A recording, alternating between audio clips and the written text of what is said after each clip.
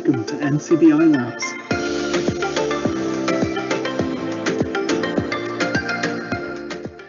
So you're very welcome to this week's live event from NCBI Labs. We're delighted to have you back with us for more tech news, quick tips, lively banter and general discussions about technology.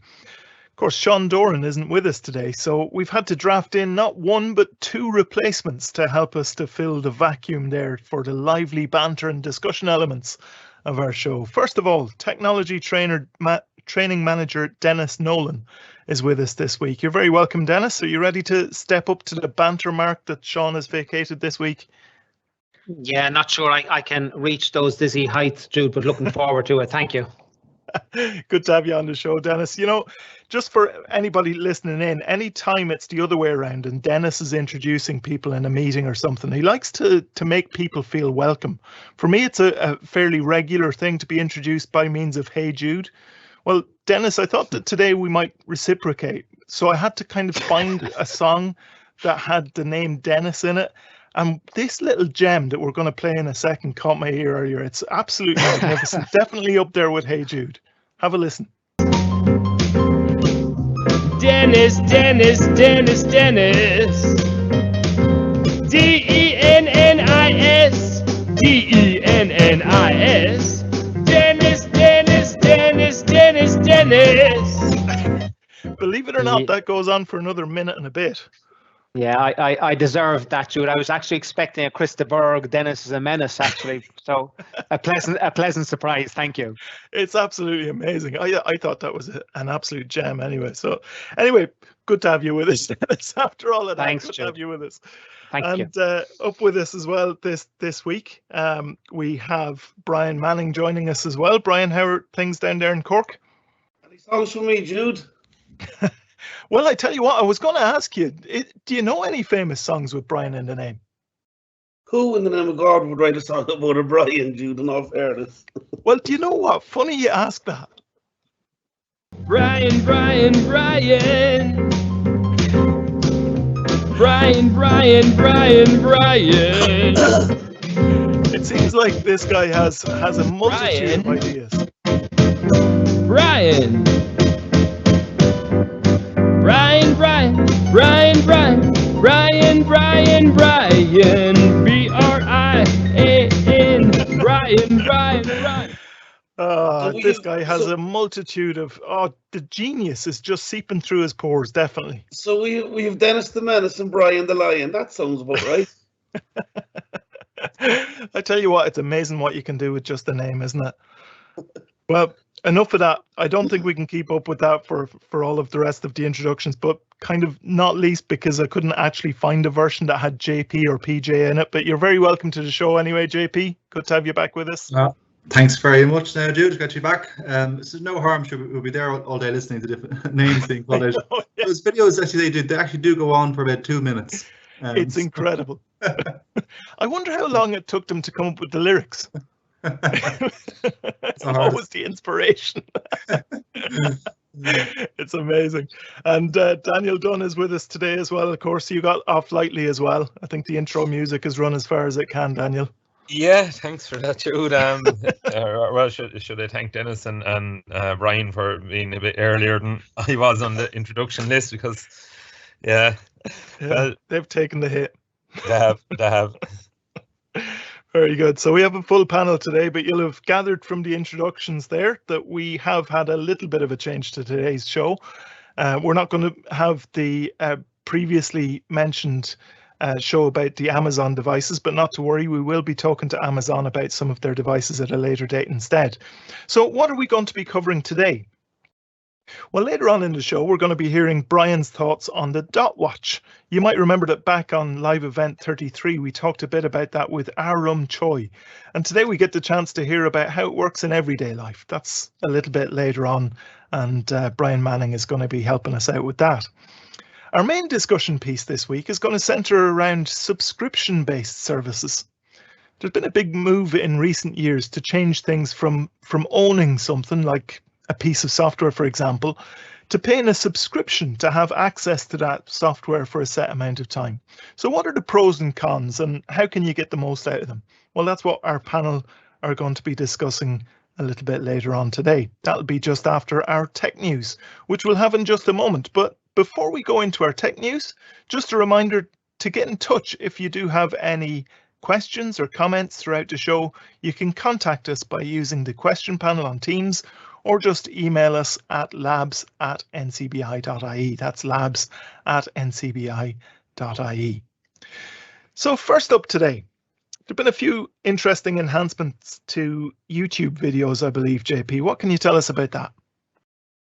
Right, Jude, there have been. So recently it was announced by YouTube that it's releasing a couple of new accessibility features. So the first one is probably more tailored for people who have a hearing impairment, and that is live audio captions. So from the 7th of October, 7th of this month, content creators have the ability for the first time to enable live auto captions for any live streams in English to make streams more accessible. So this is a feature that was actually already available on YouTube, but it was only available to creators with more than 1,000 subscribers. Now it's available to anyone. The second introduction, though, enhancement for people with sight loss is that it's adding, this is YouTube, is adding multiple audio tracks on videos. So the company is set to release this in the coming quarters to help, well, two reasons really. It's to provide multi-language audio for international audiences, but it's also going to be an option now to have descriptive audio for people with a vision impairment. So in other words, introducing audio description, having that option for the very first time available in YouTube videos. So as I mentioned, the feature is currently available, and right now the feature is only available for a very small group of content creators and testers, but YouTube do plan, as I mentioned, on rolling this feature out more widely in the coming quarters. So we believe it is great to have these I suppose enhancements made and released by YouTube. The quote they have on their company when they're releasing them in a press release from YouTube, it says, "Improving accessibility is a top priority for YouTube, and we hope these updates will help creators reach a wider audience." So it is very welcome news from the creators and developers of YouTube. Absolutely, yeah, very good. So that means basically that it'll be available on any video. You don't have to go to a special version of it. You can just turn your audio description on or off, for example. That's exactly it, and it kind of falls into this whole area of universal design, Jude. Exactly, and it's very a good step by YouTube. Yeah. Brilliant. Excellent. We have our own bit of news as well in NCBI, don't we? With the rollout of a number of new courses. Yeah. Exactly. So it was mentioned in our newsletter on Friday that Labs is planning to roll out 3 training courses in the very near future. Don't know dates confirmed yet, but we expect to have the dates confirmed very shortly. So we have 3 courses being rolled out, and they are Introduction to iPad. So this is a course that we're going to go through various accessibility options on the iPad and on iPad OS, the operating system, and covering things like getting started with your first iPad, using the magnification and voiceover gestures. We're going through all the accessibility features on the iPad, using Siri for basic commands like setting alarms, opening up apps, turning on and off voiceover, and so forth. So that's the iPad course. We then have a second course on NVDA. It's an introduction course now. It's a beginner's course to NVDA, the screen reader non-visual desktop access. So a free screen reader for Windows. In this course, we're going to be covering what the NVDA screen reader is, how it works, launching and exiting NVDA, setting the screen reader NVDA to start at Windows startup, customizing the voice in NVDA, adjusting the speech rate, exploring the menu at NVDA, commonly used keystrokes with the software, for example, reading, pausing or stopping speech, moving from item to item, and so forth. And the last course then, Jude, it's an introduction to smart speakers. So in this course, we're going to be looking at a range of Amazon Echo smart speakers, including the Amazon Echo Dot, so that are available for people with sight loss. Be very useful for someone who doesn't have one of these devices if they're interested in taking part in this course, because we're going to be going through things like setting up your Echo, enabling the audio tone, feedback tone for accessibility, using basic spoken commands for example, creating timers, reminders, alarms, shopping lists, and also how to carry out information search as well, all through using your voice. So the 3 courses, each course is 60 minutes in duration. If anyone is interested in taking part, they can email labs@ncbi.ie. And I would say that places are quite limited on these courses, so please do contact us if you'd like to register your interest in any of these 3 courses. Excellent. Yeah, very good. So get in quick if somebody wants to be involved in that. That's great. Yes. And in our final piece of tech news, something that ties in very nicely to our discussion in a few minutes, Apple have introduced the Apple Music Voice Plan. So Daniel, how will that work? Yes, they have indeed, Jude. It's just something that was announced there since our last live event. So, it's the Apple Music Voice Plan. So what it is it's a new subscription tier for the Apple Music service, but it's designed around the power of Siri.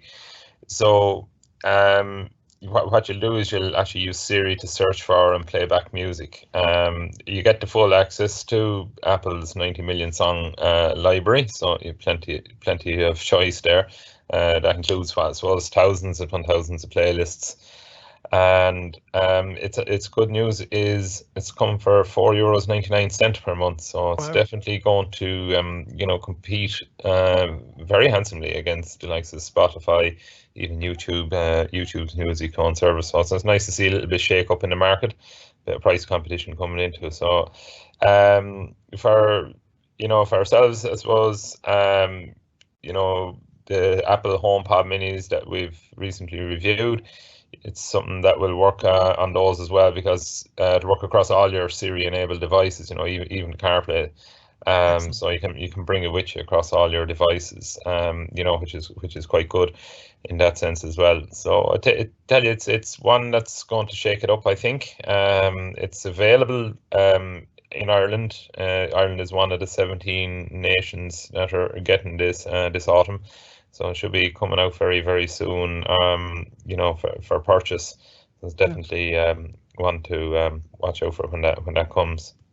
Yeah, brilliant. And that definitely is quite an attractive price point as well, isn't it, for that service? So that's brilliant. And it's easy, I suppose, in the sense that it's just ask Siri, play a name of a song or play the name of an artist, or just play more music like this. If a song pops up maybe that you mightn't have heard before, you say, hey, play more like this, and it'll do it for you. So it's supposed to be very very user friendly from that point of view. That has voice controlled as well. Brilliant. Yeah, and it kind of fits in nicely with one of the things that we mentioned about the HomePod Mini, was that the sound quality is actually very good on it. So having a music service like that and very good sound quality on the speaker you're using is a great way to kind of fit the two things together. So it works really well. It does, yeah. When you have the hardware there, and I suppose one of the criticisms Apple has maybe is that their hardware, their smart speaker, is a little bit out of kilter price-wise with the competition. But maybe they're saying, they've priced the HomePod Mini at such a price, but here's the service you can run on it that's much cheaper than everyone else's service. Yeah. So definitely. I suppose that's a good point. Yeah, absolutely. Now, we mentioned that kind of fit in with our HomePod Mini review, but it also fits in with the next discussion that we're going to have, because we're actually going to take a little bit of time now to talk about subscription services. And we have our panel with us to talk about this. The idea of using subscriptions as a model, a business model for a lot of services, has really kind of evolved over time, and it's become a lot more popular in recent times. Any kind of thoughts from the panel, just back in the day, this idea of kind of getting a subscription to something meant something completely different, didn't it? I think you're right there, Drew. I think the subscription-based economy has pretty much exploded in the last 2 years. It's particularly accelerated in the lockdowns of last year and this year. I know you think back to 10, 15 years ago, and it was normal thing to go into a music store or your video store, and you rent the latest movie or video game or album if you're buying an album or single. But and we all I remember the day before, we all had collections of albums and movies and even video games. Yeah. And now what we have, of course, is content that can be accessed anywhere, anytime, and across any device. And that's due to services like with Spotify for music, Netflix for your movies and films and TV shows, etc., and Xbox for video games. But subscriptions also, of course, they're also available for just about anything. Audiobooks, even meals, supplements, medications, any product services you can just about think of. Probably one of the most commonly used ones that would come across ourselves would be something like Microsoft 365 for your Office Suite applications. Yeah. So I think those days where a company was offering just a one-time deal with a customer, and they they're nearing an end. And it's interesting looking at why maybe it's so popular. Yeah. Well, I tell you what, we'll come on to that in a second. I'm just kind of interested as well to know, does anybody else have the same kind of memories as I do? When I was a young lad, there'd be like these little leaflets come through the door for some book club, or I think somebody ended up buying us like a subscription to Reader's Digest or something like that. Any kind of funny memories or things that you can remember from the kind of subscriptions that there used to be out there? One of my memories of childhood would be, and it reflects directly back to the whole area of Spotify and Apple Music and Amazon Music. One of my earliest memories of childhood would be where you'd hear a song on the radio, and you'd have one of these old tape recorders. You'd be listening to the radio for about 3 hours just to get one song. Then you press your record and play button. And that was the only way you get the song that you wanted, really, unless you could afford to go into the record store and buy it, which wasn't always the case. So, absolutely. And I mean, like, then had I realized that at some point I could just kind of type out the word of that, or call out the name of a song or an album, and have it played at will for me. I mean, that would have been totally kind of space age stuff for me anyway when I was a child. So it sort of feels like the sort of thing where the oldest among us should really comment first here, but it's like all of us are basically, well, let's just say we're all basically the same age. We won't give away any ages here. We're all basically around the same generations. And I did go to school with Charles Dickens. That's how I remember that bleak house memory. Well, I wasn't going to say, Brian, but yeah, I think the newspapers, Jude, I remember you'd feel this sense of being special because if you had subscribed to a newspaper, a Sunday paper, and you went down, it was always kept for you, regardless of the fact that the rest of them were sold, but somebody would hold those back for you in the shop. That's right. But yeah, I remember the Reader's Digest. That was a massive thing way back when. I don't even know if it's still being published. I think it is. But the Reader's Digest was a great read, a small little book. And was a great read, and if you subscribe to it, and I think it was a monthly subscription as well, and that was pushed out. So yeah, I've got fond memories of things like that for sure. Yeah, absolutely. I've forgotten all about that thing that you mentioned about going down to. We always had it for the Sunday paper, so it was always the Sunday paper. You go in and get the always reserved for you. And then in some cases, maybe even go on, Brian. No, even as a child, again, a childhood memory for me would have been the whole availability of audiobooks and, how prolific now they are. I mean, when I was a young fella, back in the 80s, we would say, if I wanted to read a book that was in print, we say 1986, I'd have had to wait until maybe 2000 to get it. Whereas now, just again, with an audible book subscription, that's right, any book I want, I can just have it. It's just there for me. In actual fact, the ironic situation now is that a lot of these books are actually being released on Audible before the print edition is being released. So, that's a huge, at a personal level, that's a huge turnaround for blind people particularly, and it's a great concept, Yeah, absolutely, completely different. It's interesting when you kind of start to think about how much it's changed, to think about the different factors that have driven the change as well. JP, you were mentioning a minute ago the idea of kind of why there's been that kind of change. Yeah, I was, Judy. Yeah, I think there's a few reasons why it has become so popular, that subscription services, and I think largely it comes into convenience. So there's a convenience of just paying, say, for example, a monthly fee for something. That's it's much more convenient rather than paying a one-off fee for movie, book, or album, whatever it might be, or video game. So then there's price as well. So a company may offer a subscription on physical products to bypass selling, for example, their services through a middleman, so to speak, or a store where that cost will be, of course, indirectly handed down to the consumer. And then there's choice as well. So being able to log into your computer, look at your phone anytime, for example, to choose subscription service or product that you want. So I think at its core, it's convenience and it's choice. So having the ability to very quickly access anything at all, anytime at all, as well, day or night and anywhere. Yeah. I mean, that one, the Apple Voice plan that Daniel mentioned is a perfect example. So I think, if Daniel, you were saying it's $4.99 a month. there. €4.99 a month, yeah. Yeah. So, for example, of another subscription service released by Apple. Yeah. Yeah, I think absolutely. I suppose it makes basic common sense for the producers as well, though. I mean, if you think of it, if 90 million people subscribe for a service, whereas up to now maybe 2 million people bought the product, then I mean the 90 million subscribers is obviously going to make more sense to the producer, isn't it? Yeah. And I think that has led an effect like all across even everyday stuff that we get, like you see electricity companies will give you, how about we give you, €200 every 2 months, and that's your electricity bill. Same with mobile phone plans, like they're gone very much, how much you're paying every month. It's whether your plan is €30 a month or €40 a month, it's generally going to be about that month. So you can see how it's spreading out, out across all the services that we consume, not just, I suppose, digital content as well. It's actually taken over the way a lot of our everyday things in our lives.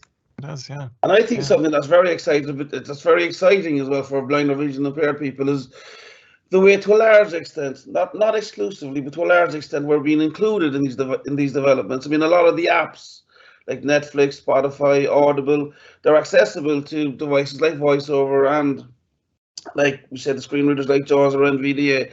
So that includes blind or vision impaired people, and it opens up so many avenues that hitherto would have been blocked for us. So I think that's something that needs to be heralded as well, something that needs to be commented on as well, and something that needs to be encouraged. And we need to guard and ensure that whatever new developments are coming on board with these apps and with these subscriptions, that we are included in the basic design of these apps and that they continue to be accessible for us, Absolutely, yeah.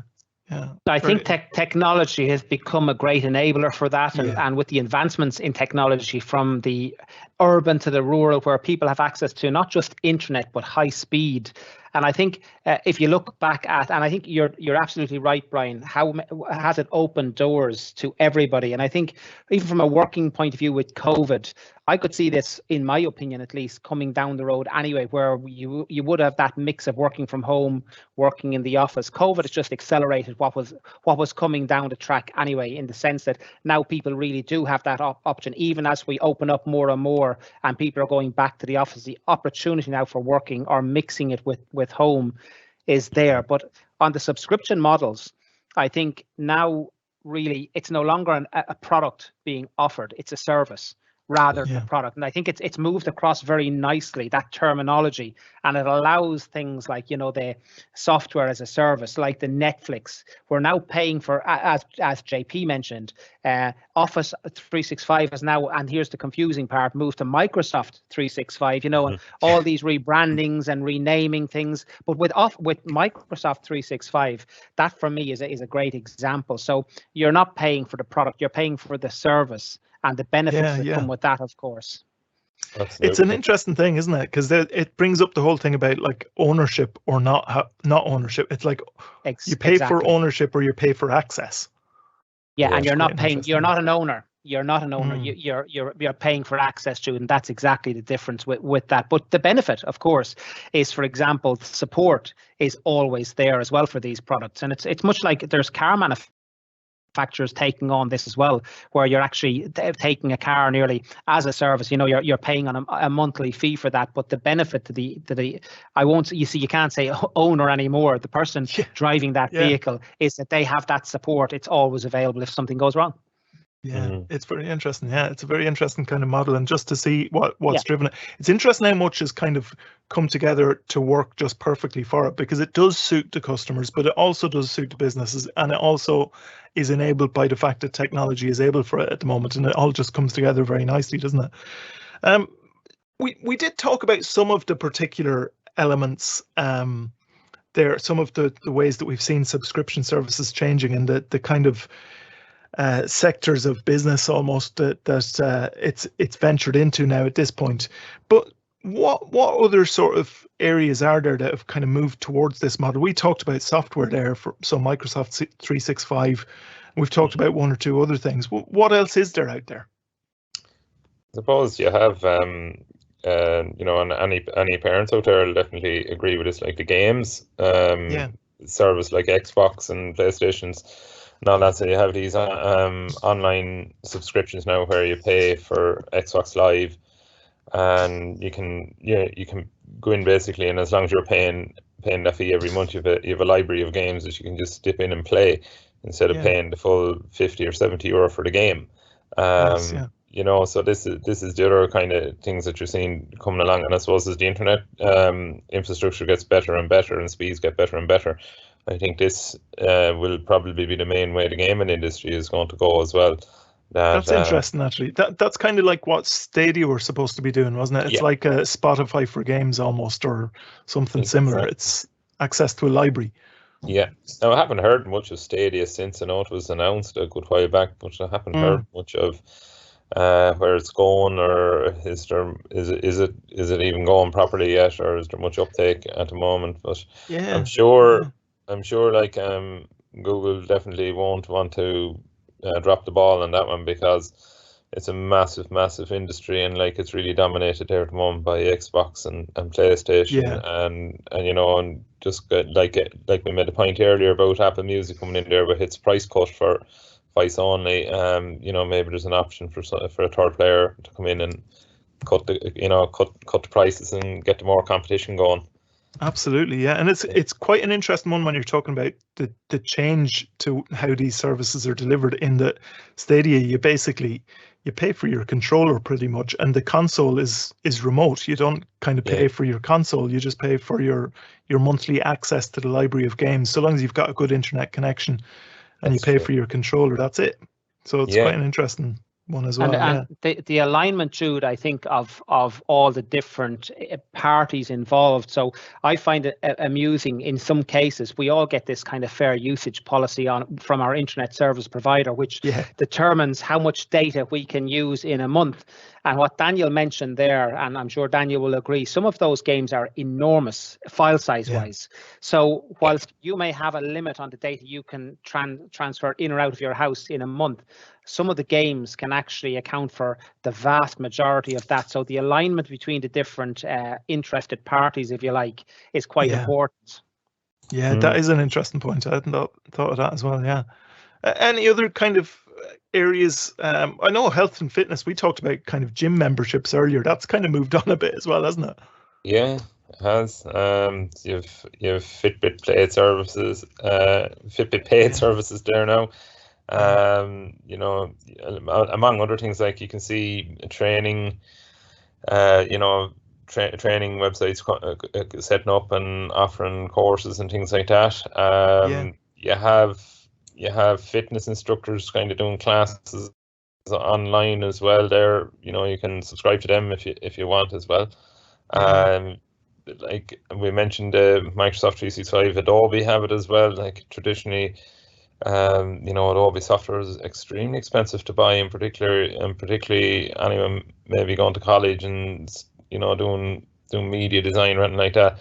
Now you can actually rent the Adobe software, you know, for your Photoshop and all those programs like that. You can rent your access to those now, which is a good thing. So you do see it, you know, it is spreading out across a lot of different services and products that are getting more and more structured for this subscription model, you know, pay by the month for access.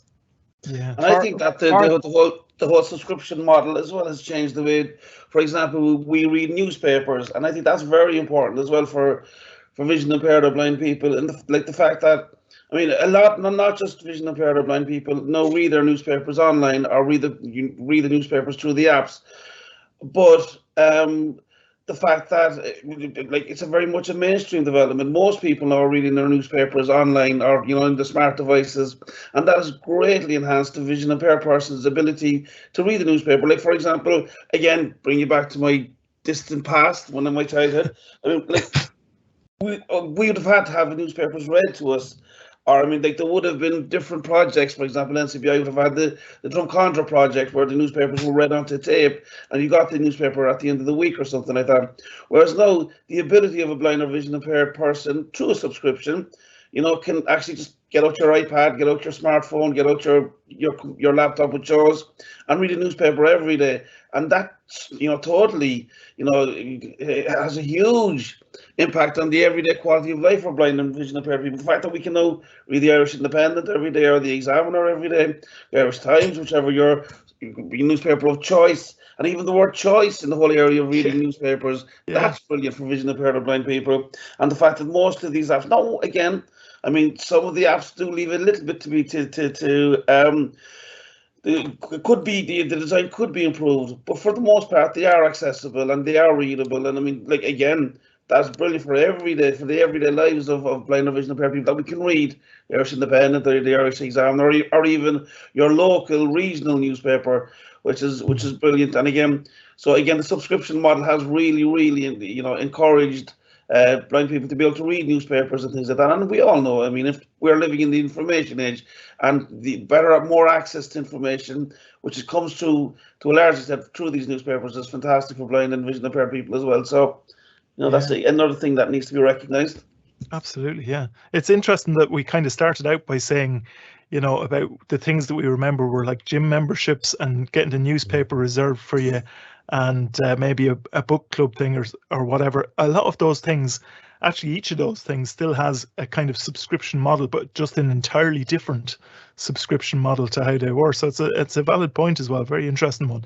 We might just we'll come back to this in a minute, the idea of just what your own preferences are, because we talked about kind of, for this part, the pros and cons and how to get the most out of it. So we might come back to you on that in just a moment. But before we do, there's also this other kind of area of freemium services.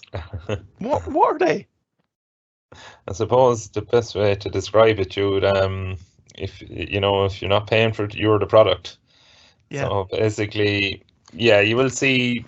I suppose the best example to give me, look up a song on YouTube. What's going to happen if you're not a subscriber to the YouTube platform?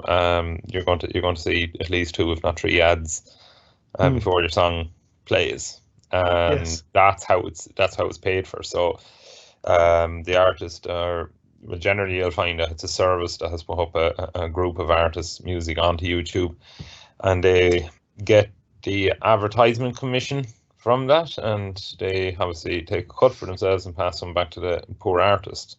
Now it's not so bad for the well-established artists who are probably making a nice few pound out of it. But there was a thing come up there. The EU were asked to look into this at the moment, that the revenue that is making its way back, particularly to the smaller artists and the ones that are just starting out, really only get a small bit of money out of it. So there's a lot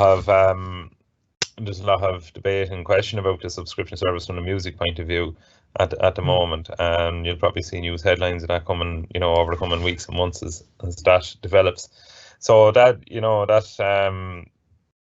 is a kind of a downside maybe of the freemium. It's great for somebody who doesn't mind putting up with a few advertisements, but you do have to let the ad play out before you get to listen to the piece of music or the video content that you had searched for. Yeah.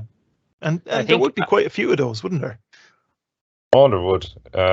Like a lot of them have their own kind of free service. I suppose it's to entice subscribers in. Spotify will give you access to their platform for free, but you won't actually get the songs you want. It'll bring you kind of a roundabout way to the music that you might want. You've got a lot of apps also that I think, in arguably an underhanded way, they'll give you this platform, an app, for example, develop your own website, and you'll create this by means of dragging and dropping, needing no coding experience whatsoever, and you'll build up what you may deem as a wonderful website. And at the point of publishing, so you can actually publish so people can use it, it then asks you to subscribe. And there's many examples of applications out there that's like that give you the application. Everything that comes with the application is open to you and you can use it. But at the point when you want to publish that your work, it then looks for you to subscribe. So invariably, a percentage of people at that point will go with that subscription purely to get that, in the example, for example, of a website, to get that published. And it's interesting, that kind of model is, like you say, very diplomatically, whether it's underhanded or not. It's kind of, yes, there is that element of actually this wasn't what somebody was expecting, and because they've then invested time, there's that kind of common psychological element, isn't there? That like, if I've invested time, I'm going to lose it now unless I pay for such and such. So an interesting kind of psychological model in there as well.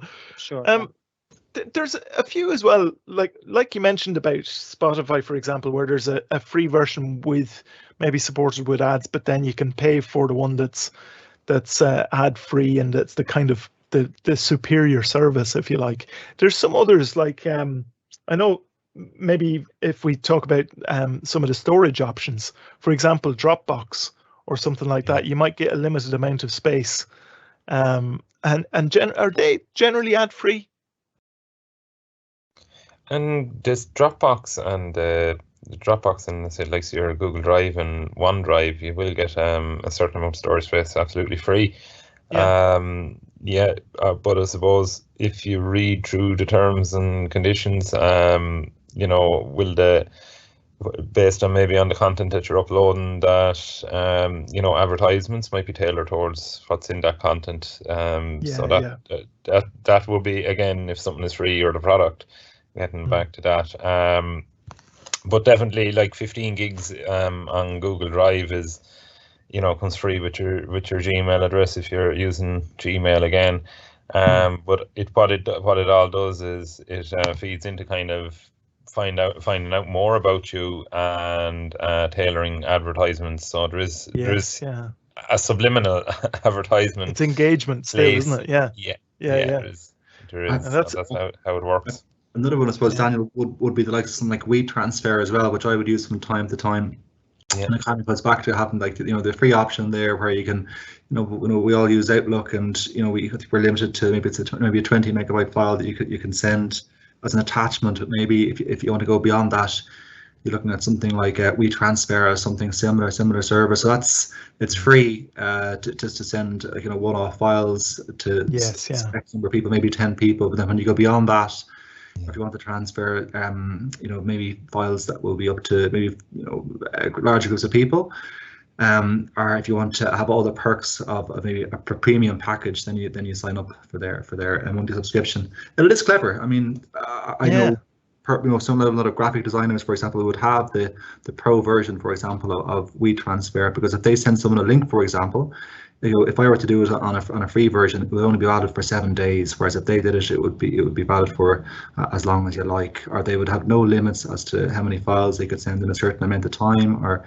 the size of the files themselves. So it's a clever way to do it. Absolutely. And there's that kind of thing as well, sort of feeding into a little bit what Dennis mentioned earlier about the investment that you put in for time. If you kind of do everything, and then at the end point you have to sign up. There's that sort of thing with even something like Dropbox or Google Drive or whatever. If you get into the habit of using something because actually this is great, I've got loads of space, and then you suddenly find after a while this is such you might feel like this is such a useful service, but now I've capped out and I've hit the top of my allowance for storage. You kind of feel like, well, I can't really do without this service now, so I'll have to pay.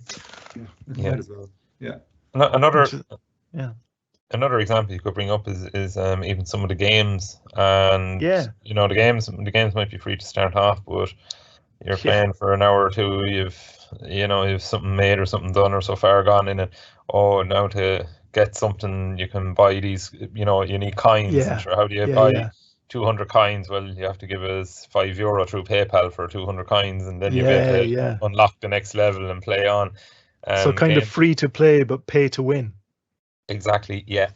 So that's been that's another example of the freemium, I suppose, from the games. It will be a total opposite, I guess, to what we said earlier about the Xbox Live and that, you know.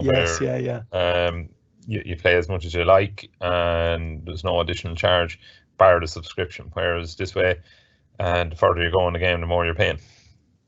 So with all that kind of information that we talked about, the various types of model that there is for these subscription services, and how much it's kind of gone into so many different sectors and areas of our life, is there any kind of tips that you have, any preferences that each of you have? Maybe if we kind of come to each of you at this point, just give us your kind of lowdown on subscription services. Are they worth it? Are there tips that can help somebody get the most out of it? Who's going to start us off with that? Maybe we go to Brian first, will we? Well, to be honest, like Dennis said a while ago, I mean, I'm relatively new to the whole subscription scene, to the extent that I really only started subscribing to things like Netflix, Spotify, since the lockdown. For long, I for years now been a subscriber to Audible. Yeah. And again, I suppose the advantage for me as a blind person is, first of all, the feeling of inclusion, the fact that I can access these different services through the different apps or through the different subscriptions, and that to me is seminal. That's the important thing, that I can. All right, there's a cost, but as a blind person, I can avail of these services. I can access the information on offer by these services using VoiceOver or JAWS, and using my smart device or my laptop. So to me, that's the central point. Really, is the whole factor of inclusion. I mean, Audible. I just love Audible. I couldn't be without an Audible book. So, and again, I mean, there are advantages to being a subscriber to services like Audible. For example, you can they constantly have offers ongoing. They constantly have, you know, member options or member advantage services going. So you can, you know, instead of a book that might be €30, you might be able to buy it for €3, we'll say. So Audible is one thing that's I've always been a subscriber to, and I could never imagine me not being a member of. And again, like the newspapers are brilliant, because again, I just recently I love Gaelic games. I love the championship. I love hurling. So I subscribed to a national newspaper during at the start of the summer, just to be, you know, read their commentaries, and, you know, read their subscribers and things like that. And what I found out is, since September, I expected that I was going to end the subscription in September, but I haven't. I kept it going, and I love it. Again, things like Netflix. Again, I never imagined that I would be using things like Netflix, but I mean, a lot of the Netflix programs and options have audio description, and again, that's something that I've really bought into, and I love Netflix, and I love the audio description, to the extent that I'm kind of gotten lazy. You know, if it doesn't have audio description, I probably don't watch it. That's just me being lazy.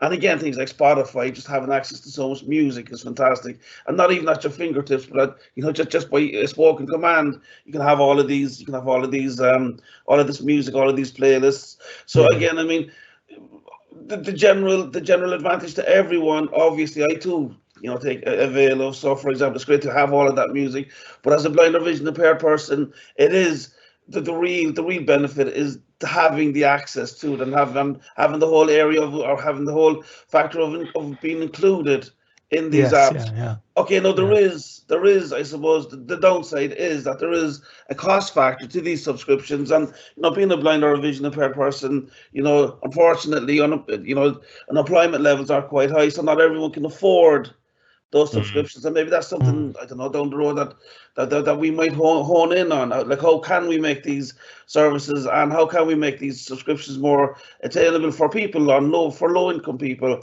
But for me as a blind person, though, like the positives far outweigh the negatives. The design of some of these apps could be improved, but to a large extent, with a bit of tweaking, with a bit of experience or training around VoiceOver or JAWS, they can be tweaked, and, you know, a blind or visually impaired person can access them. So again, it's a plus for me as far as I'm concerned. Very good. So one very much in favor there. Maybe if we go to Daniel, what's the verdict for yourself, Daniel? Yeah, it's a bit of you know, like Brian there, a very, very positive opinion on them. I suppose, you know, if you do ever kind of fall out of using a subscription service, you know, maybe you forget to cancel the subscription, and the bank statement comes in at the end of the month, and you're like, oh, forgot again this month to not give them that $5 or $10. It's only a $5 or $10. Next month comes around, rinse and repeat. So even worse for the annual ones. oh yeah, they can sting. Yeah. But yeah, I suppose like everybody looks at these things. Sure, what's a £5 a month or a £10 a month? It's only, you know, the price of a couple of cups of coffee when you're out and about. Well, if you've got a good few of these subscription services going to do add up, and then if you're not using one and you have to kind of say, well, look, you know, I subscribe to maybe to that TV service and I watched an hour of it, or maybe I forgot to watch it all last month. There's that money down the swanny. So that's maybe one of the downsides of the subscription services. But so overall, sort of cautiously in favour. I'd say, by the sense of that. A good thing I do like about a lot of the subscription services, it doesn't matter whether you sit down in front of Android, Apple, or Windows. You know, it's there. In some cases, like the website version can be very good as well. You know, of a particular service. A lot of them, you know, particularly I suppose from our digital content, you know, the fact that you can stream maybe video content or music content out onto other devices around the house, other smart devices around the house. It's fantastic. Very good. It can be in your pocket on your mobile phone, going about with you as well. You can consume it in so many different places. That's absolutely very flexible, isn't it? That's the flexibility of it. Is on the bus reading the newspaper, that's where it does it best for me. I never thought I'd be reading the newspaper on the bus. So. There you go. Very good. Any thoughts, Dennis? I like the feedback from both of the guys. I think its strengths are also its weaknesses. How you consume information and the availability of that information now gone to something like your mobile device, your mobile phone. I think it's great, and it's also exceptionally sad in equal measures. I genuinely do. I think we've got from kids looking at their adults, be it their older brothers, sisters, mums or dads, and they're following suit, and they're getting these devices at a very early age. And I think the consequences of this have yet to be properly seen. So I think it's at least in equal measures. I quite liked the world when there was a lot less of that and much more of going out and kicking a ball or playing games.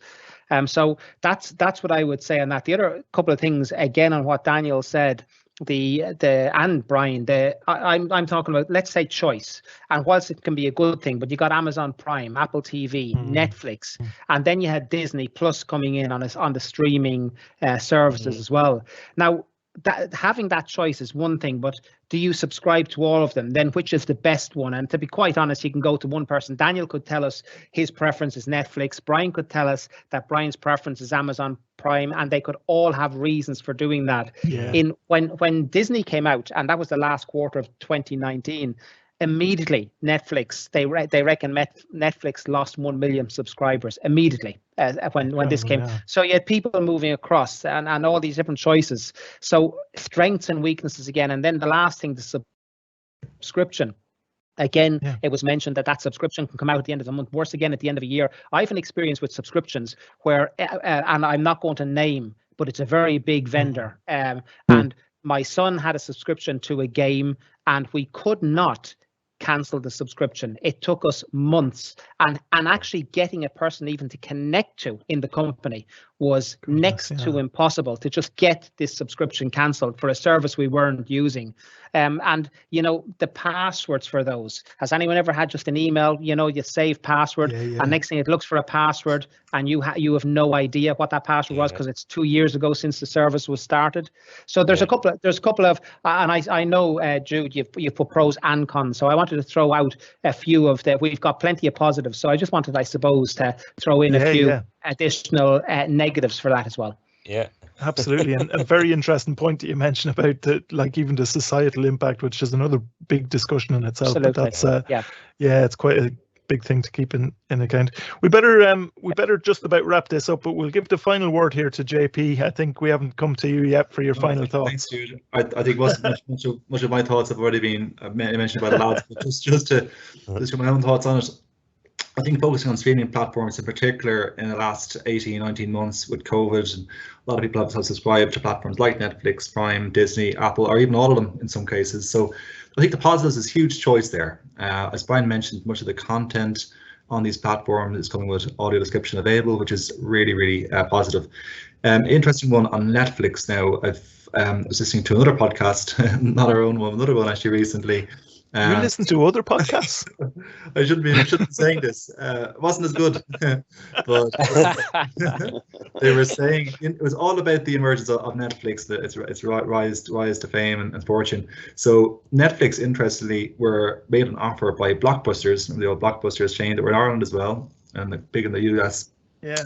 In 2000, to purchase the streaming service for $50 million. This is back in 2000. And they declined. They said it wasn't going to go anywhere. Anyway, look, Netflix is now multi-billion-dollar industry. So with some manager licking his wounds I somewhere. think there was. There's a big rivalry with the two of them.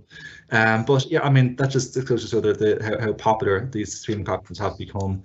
I think the con, as Dennis mentioned as well, there's a social element to this as well. So, like, go into your video store. I remember going to my video store when I was a kid, and you see your friends there. You say, "Oh, what are you getting out?" and so on. There's a social element is gone, or maybe in the case of audiobooks, people might have gone to a local library in the past to look for maybe an audiobook available in a CD format. I mean, that could be the case as much anymore. But I do think, on the whole, like, given that so much content is now fully accessible in these streaming platforms, you have your audiobooks available as well, and these are all readily available. I think the choice, convenience offered, I do think that positives would outweigh the negatives, much like Brian's comments there. Yeah. I know you have a service that will allow you stream audible books. You don't actually have to buy the books. So that's interesting. That's a new development as well. So that's quite good. Right. Yeah. JP, what's a CD? Heard of it and Blockbusters, JP. What was Blockbusters? I love the social elements of our childhood was things like Blockbusters. Not the social elements now of Brian's childhood, because that dates back to Charles Dickens, didn't you tell us? Blockbusters sounds like Abacus is one I was a young fella. It sounds like a different version of Candy Crush. I think he was referring to that movie Ghostbusters or something. Oh, Ghostbusters. That was it. When I was a young fella, BlackBerry was something you picked off a bush. Yeah. Yeah. Very good. Well, with that, we better round this up. But thank you very much to Dennis and to Brian, Daniel and JP for that discussion on subscription services. Interesting just to hear a lot of the pros and cons with that, and the various different factors that kind of factor into that. And also just, I suppose, getting a bit of a sense of how pervasive it is as a business model these days kind of helps us to get to grips with just the idea of how much is it worth it for us individually, and how to make the most out of it. So thanks very much to our panel for that. Brian, you're going to stay on with us for a little bit, if that's okay. Yeah. We've just got a few minutes really, and it's we've talked about the Dot Watch before. We mentioned earlier that we've chatted to Aram Choi about the Dot Watch in one of our earlier live events. I think it was live event number 33. So we just wanted to kind of get the view of somebody who uses it on a regular basis, and you have one, don't you? Well, it's not mine. NCBI took delivery of one there a couple of weeks ago, and they just asked me to trial it. And I've I'm wearing it now as we speak. And again, it is a smartwatch. It has 4 refreshable braille cells on the front face of it. Again, because it's a smartwatch, it's something that you can use independent to a smart device like an iPhone, we'll say, or it's something, again, obviously, that you can pair with your iPhone, and you can just get, if you go to the App Store and look for the Dot Watch app, you can download it, and it quite breezily talks you through the pairing process between the Dot Watch and the iPhone. And again, using the iPhone app, you can control different settings for the watch. So you can, change the date and time format. There's an auto-scrolling feature on the watch, which scrolls the 4 braille cells, and you can set that up, the time of that up, and the speed of that up on the iPhone app. You can also, there's a very good braille tutorial kind of built into the iPhone app, so you can actually send braille symbols to the watch. So if you're learning braille, for example, you can send braille lettering to this Dot Watch and learn to feel the individual braille cells and braille letters. So that's quite a good feature of it. The actual watch itself, I mean, it has the 4 refreshable braille cells on the face of the watch, under those cells there are 2 scroll buttons. So there's a right scroll button and a left scroll button. So if you press the right scroll button, then it moves the braille on 4 letters, 4 characters at a time, 4 cells at a time. And obviously, if you touch the left scroll button, it brings the braille cells back 4 letters at a time or 4 characters at a time. And then to the front side of the watch, where I suppose on a traditional watch, you'd have the winder. So you still have the winder. To the left of the winder, you have the select button, and to the right hand side of the winder, you have the clear button. So, and how you turn on the watch is you just hold in the clear button for about 3 seconds, and you can hear the braille cells come up onto the refreshable braille cells come active. And then if again you have a menu on the watch, so if I press the select button, which is the button to the left of the winder, immediately it brings up the time. So I can just read the time now. It is 0328. So that tells me that it's 28 minutes past 3. So now if I press the select button again, I get my seconds. So it tells me that it's now 26 seconds and it's PM. So it's telling me that the time is on the PM as opposed to the AM. If I press it again, I get the date. So it's telling me that we're on the 10th month and the 26th day. Okay, so I can press clear to clear that display. So now if I press select again, and if I move the winder to the right, I'm going to get the battery life, what's left on the phone or on the watch. If I move it to the left again, the winder, I'm going to get connectivity information telling me whether it's connected to the iPhone or not. If I move that dial or that winder towards myself, towards the left, I'm going to get it just says NOTI in Braille, obviously. So that stands for notifications. So if I select that, then I can start reading things like my notifications, like my messages and stuff like that. So all the notifications will come in there. Whatever I have active on the iPhone, whatever notifications I have active on the iPhone will come up there, and I can read them 4 letters at a time, and I can auto scroll them. So I'll read the first 4 letters, then the next 4 letters, the next 4 letters. It would be a slow, laborious way of reading your Braille, but I mean, again, if you're a good Braille user, it can be done. If I move that winder to the right, to the left again, up towards myself, I read the word stop, and that's literally just telling me that this is where the stopwatch is. So if I select that, then it starts the stopwatch. So I can go in at any time then and just see where I am, how many minutes or seconds have elapsed since I started the stopwatch. If I move my winder to the left again, I'm going to read. I'm going to 1 second there. No, sorry. I'm going to read the timer. So again, I can start the timer. So the stopwatch winds up, the timer winds down. So like I can set the timer for 3 minutes, and then I can go in and check it. Then 2 minutes, 1 minute, whatever. So handy for things like boiling eggs or cooking food, whatever you want. Or if you want to use it as a bit of a Fitbit, you can have your exercise routines kind of on a timer. Here I have memos. Is that when I wind it to the left again, I have my memos. And again, this is where the brilliance of the watch and the app on the iPhone combine, because in the app I can write myself up to 10 memos, and then I can at any time I can come into the watch. Activate the watch, come down to memos, and read those 10 memos with my 4 cell Braille display, and that's pretty much it. Two things I like about it is, I mean, if a message comes through or an email comes through your iPhone, you get a vibration alert on the watch, so you know to look for something. Again, if your iPhone rings, you can, even though it's a smartphone, you can't answer the phone through the smartwatch, through the dot watch, but it does have a caller ID, so you can actually read who's calling you on the watch using Braille, which is quite good. And so it would tell me Jude, for example. You would be excellent because JUDE would come up. Whereas if it was Daniel, I get the DANI. I could just move the display form. I get the other IEL or whatever. So again, it has a very smart color display using the Braille watch. One thing that I do like about this smartwatch, and it's ironic really, I suppose, in the light of where I've been talking about voiceover, JAWS, and audio descriptions and things like that.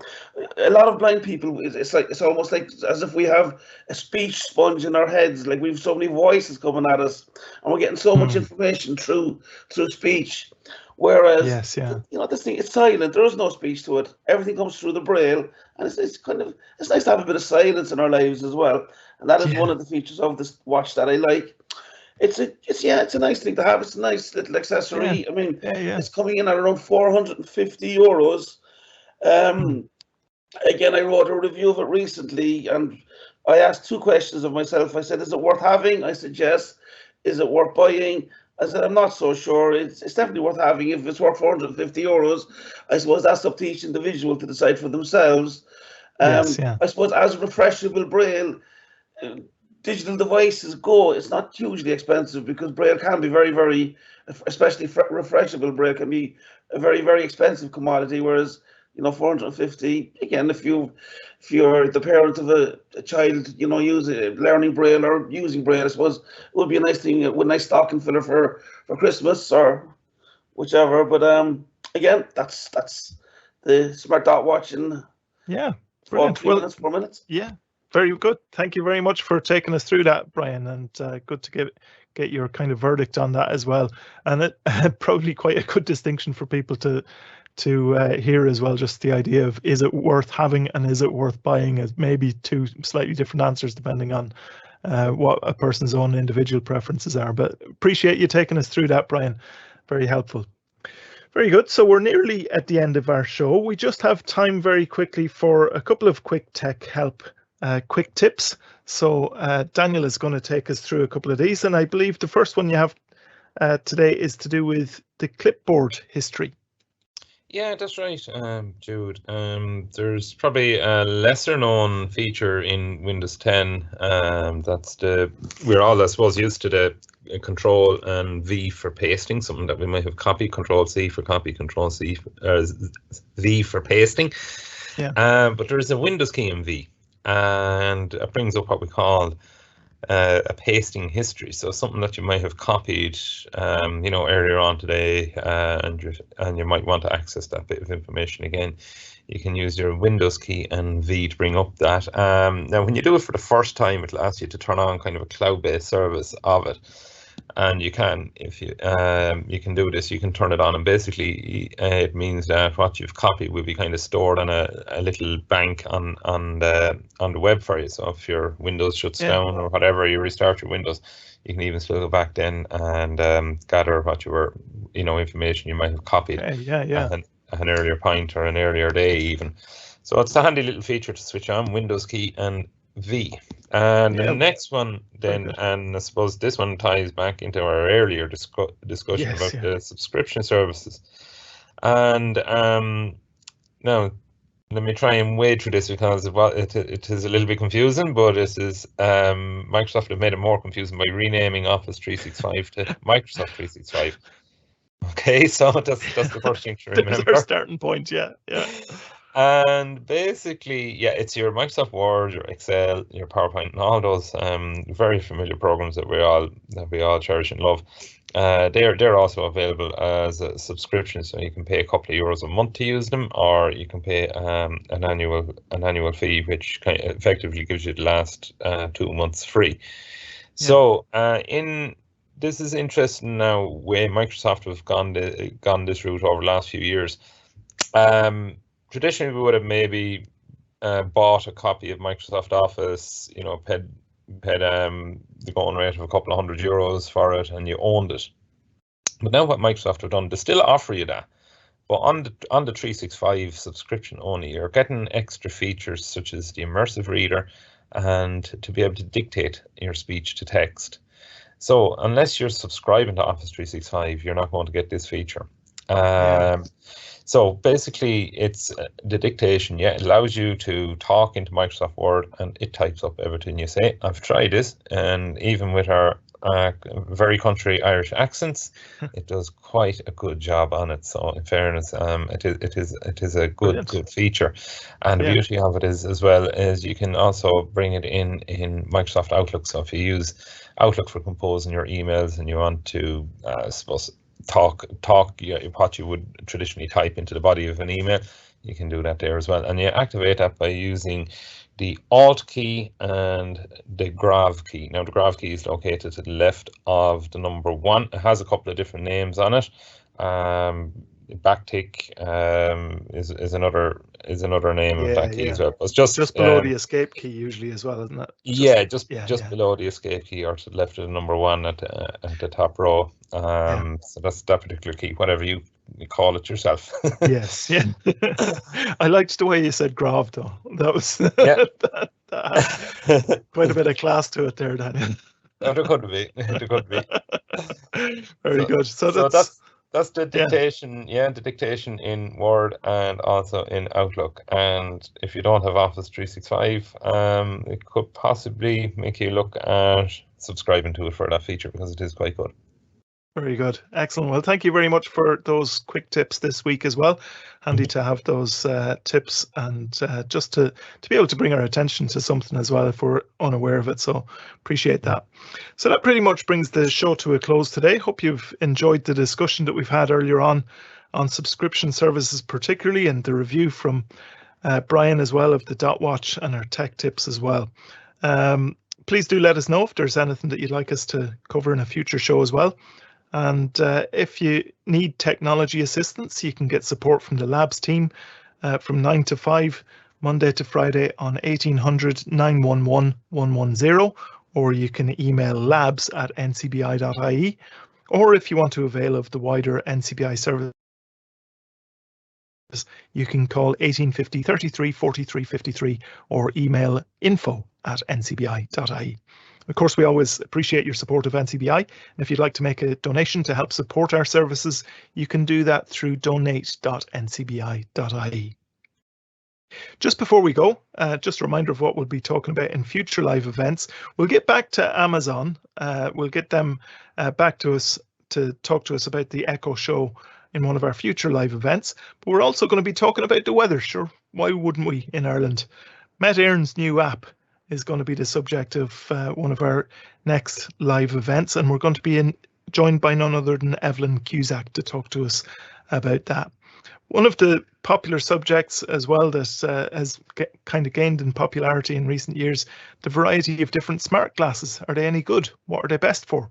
Well, we're going to be covering that as well on a future live event. A reminder that our next show is in 2 weeks' time. So that's Tuesday, November 9th at the usual time of 2:30. And if you want to stay up to date with what's happening in our live events, as well as plenty more, you can subscribe to our newsletter on our website, or you can email us at labs@ncbi.ie if you'd like to do that. So all that's left for me to do today is to thank our guests, Dennis Nolan and Brian Manning. And of course, thanks to everyone listening in as well. And from JP, Daniel and myself, goodbye for now, and we look forward to having you all back with us soon for another NCBI Labs live event.